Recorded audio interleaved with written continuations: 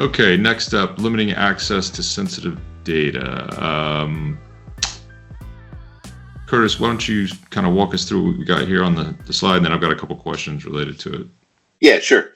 I've been in IT a long time. We call this principle of least privilege, right? So you want to make sure that people have the correct access. The person that's just printing shipping labels probably doesn't need access to the HR folder.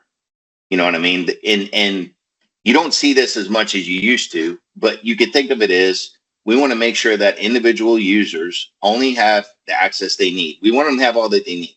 And a lot of people hear me say the first part and go, oh, great, now I can't install this application. I'll give you a real world use case.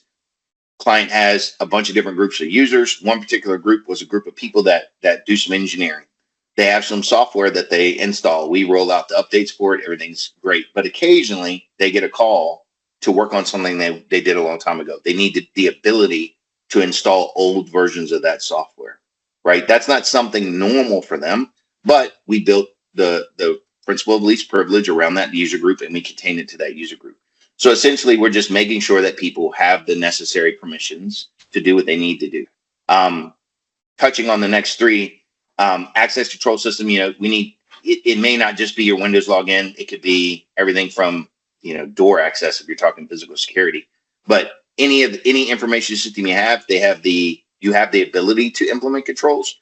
We don't want, Brendan mentioned earlier, your camera system. We don't want your camera system exposed to the internet. We need access controls around that. Maybe you don't want everybody in the company to be able to go to an IP internally and see the camera system. Yeah. Just a random example, but we need to make sure we have the controls. So what kind of questions do the insurance companies typically ask around access controls specifically? Like, how are they framing that? It's usually framed with, your sensitive data, whatever that was previously in the questionnaire. Do you have access controls around it, right? And they're saying, is all of your important data in a public OneDrive, right? No, is all of your sensitive data on a open to the entire company, network share on your NAS or on your server? So they're just asking those questions. It's usually whatever you've identified or the Cybersecurity Liability Insurance Questionnaire has identified with your assistance as important data. Are there access controls around it? It dovetails perfectly into the next question, because that's the very next thing they're going to ask is MFA enabled? So anytime you have an access control, they want MFA. Is that always possible?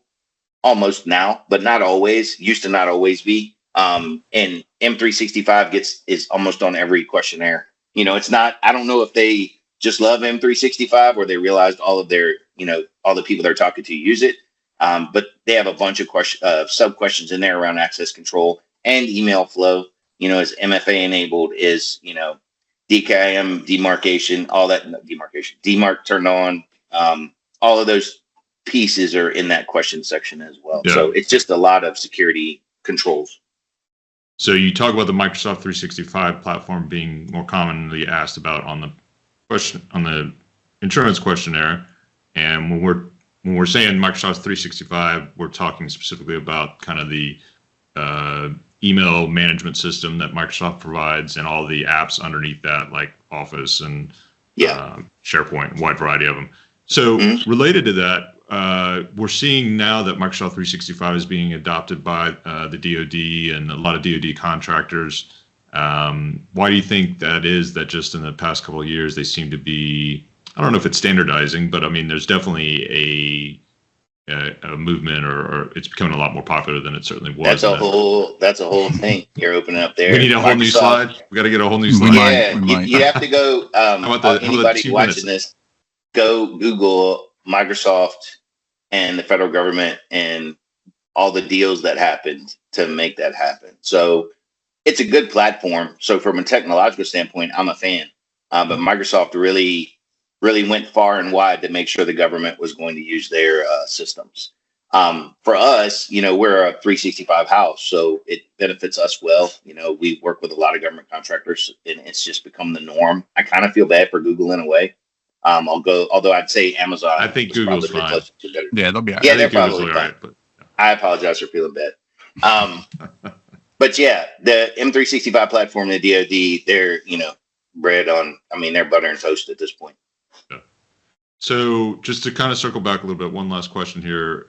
Common mistakes that we see when it comes to principal least privilege or access control systems. Brendan, Curtis, I don't know, either one of you have any? I'll let Brendan go on that. He probably deals with the problems more. Yeah. So, I mean, the most common one I'll see is say, somebody needs some level of administrative access to do a component of their job, right? Maybe they log in on Fridays and they have access to one thing that's important, and the only way they can have that kind of access is to have some flavor of administrative access, right? And a lot of times, what we'll see is folks go, well, I need that for my job, and so it's principal of least privilege. They add that administrative role to the user account, and then they log in to that administrative account every single day. Yep. So they don't need that right every single day. They need that right once a week. And so, that's where we step in and go, hey, the daily account you use should not have administrative rights to anything, and you should have So a for separate people that one. So for people that might not know, why is that bad?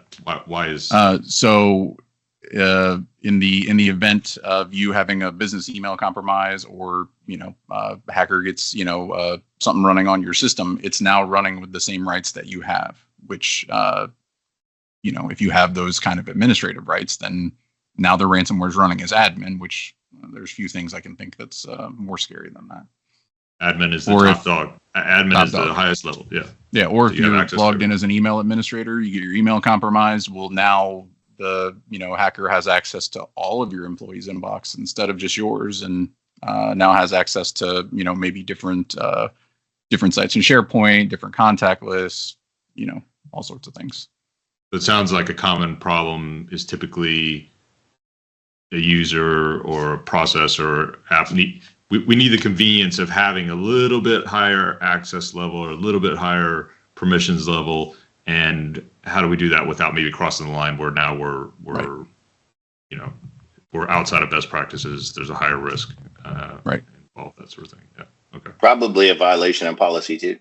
If you have it written out like, hey, you can use your admin account when you need your admin account, but not when you don't need your admin account.